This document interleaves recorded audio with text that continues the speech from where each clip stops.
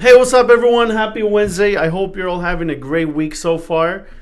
I have had a nice beginning of the week myself. I've stayed busy. I started my class on Monday, which it's really exciting, though quite scary. I'm not gonna lie to you guys. It's a bit frightening because again, I haven't been to school in a long time, and this is an English class I'm taking during the summer. So when I logged in for the first time to check my assignments, there was a total of either 7 or 8 assignments for the first week, and I instantly got overwhelmed. But once I started looking over it, I realized it's really not that bad. It really wasn't that bad. At least not this week. Who knows what's gonna happen next week? Maybe the teacher will come back and give us, I don't know, the worst or hardest thing to do. But this week it's been good. It's 7 to 8 assignments, but they're all fairly simple and easy. I think the hardest one I had to do so far, because I'm still not done with everything. The hardest one I had to do so far is a poem. I had to write a poem about my life, and it was kind of cool. It was pretty interesting because they gave us a draft on how to proceed with this poem, and I didn't know what I was gonna say. I was a little frightened. I was thinking to myself, what am I gonna put on this poem? But then once I started writing it, because I started writing it down on my notepad, things came into my head. The ideas started flowing, and eventually I finished the whole poem. Then I uploaded into their I guess their canvas, which is their website where we do the homework and all. And I think it turned out great. Honestly, I loved it. I loved the result of it. I was not expecting for me to remember some of the things, because he has to go. This poem brings you back to when you were young and where you came from, because that's the name of the poem. Where did you come from? So it took me back to when I was a little kid in Mexico, to the food that we would eat during those days, back in those days. It brought me back to the memories of when I had Christmas Eves on my grandma's house, where they would cook these huge pots full of food, pozole and a bunch of different things. I think tamales too. I mean, it's been so long, but from the little that I remember, it was those big ollas filled up with food, delicious food, and a big decoration for the nacimiento, which is where they place Jesus and all the little characters and all, and they make it like they make. My grandma used to make the biggest decoration is that it was just like a 3-story thing filled with grass and a river and a bunch of little characters. It was amazing. It was really pretty. So it brought me back to those memories and how fun it was, because we would all get together.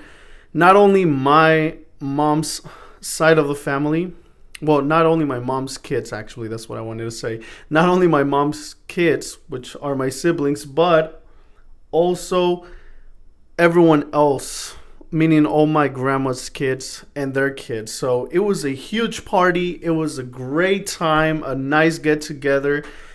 And those Christmas Eves were just the best parties, and some of the best memories I've had. So writing this poem took me back to those days, and it just felt so great to write about it.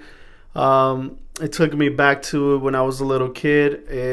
It talks about the plants that were around you, the trees that were around you. You gotta name those trees. You gotta name basically your family tree. So it was great. I liked the poem. It was a good exercise. I finished it on Monday, and I think it turned out great. Maybe one day I'll share it. It's quite interesting. But anyway, so that was my first day. This is the first week, but that was my first day of homework. Today I'm gonna get to do the other half of my homework, which, if I'm not mistaken, there's some quizzes on there that I have to take care of. So we're not in the big essay part of this class yet. So we'll get there. We'll see how that goes. I'm trying to stay positive. I am scared, but you know what? I'll push through. My friend keeps telling me, you got to push through. You got to make it happen. It's going to be okay. And I'm just listening to him and putting that in my head. It's going to be okay. I'm going to be fine. So nothing to worry about. I'm excited.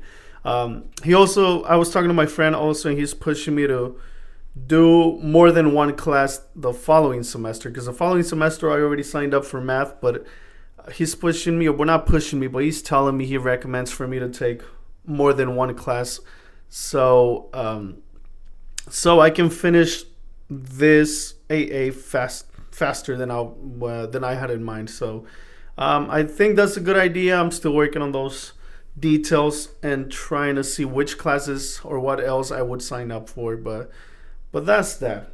It's been good so far. One thing that I want to share with you guys, and I thought was very cool and important, was about the topic about rejection. Why rejection feels so personal, and why do we even take it that personal? Like, we get offended, we get our feelings hurt when we get rejected, and obviously it's not a good feeling. It's one of the worst feelings, I'm not gonna lie. It's terrible.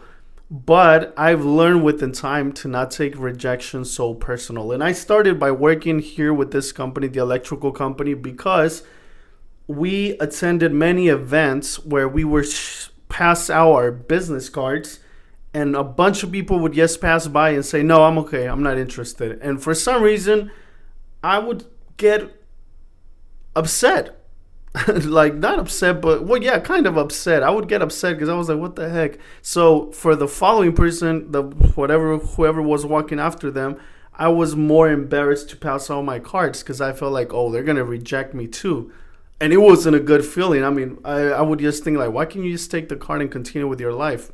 You know, but it made me realize that it's okay. It's okay to get rejected. It's fine. You just got to continue pushing, and the following person might take your card, and maybe even that person really is interested in your business, and they will come and hire you for one of your services, or if you sell products, buy one of your products, because they're actually interested, and that's why they're grabbing your card. The ones that are not grabbing it, they were probably never going to give you business anyways, you know?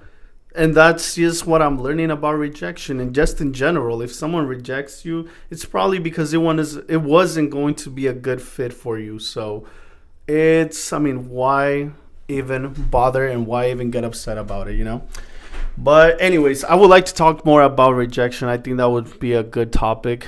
I'm still working on my videos, the live video where I'm going to be interviewing with someone else. So maybe we can make this one of the topics there, and it's going to be an even better podcast because we get two viewpoints. But yeah, just wanted to share that with you guys. I hope you're all having a great day again, and stay blessed out there. Adios.